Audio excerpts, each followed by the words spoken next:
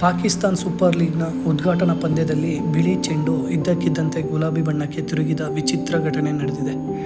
ಲಾಹೋರ್ ಕಲಂದರ್ಸ್ ಮತ್ತು ಹೈದರಾಬಾದ್ ಕಿಂಗ್ಸ್ಮೆನ್ ನಡುವಿನ ಪಂದ್ಯದಲ್ಲಿ ಈ ಘಟನೆ ಸಂಭವಿಸಿದ್ದು, ಹೈದರಾಬಾದ್ ಕಿಂಗ್ಸ್ಮೆನ್ ಟೀಮ್ ಪ್ಲೇಯರ್ ಬಳಸಿದ ಕಳಪೆ ಗುಣಮಟ್ಟದ ಜೆರ್ಸಿಯೇ ಇದಕ್ಕೆ ಕಾರಣ.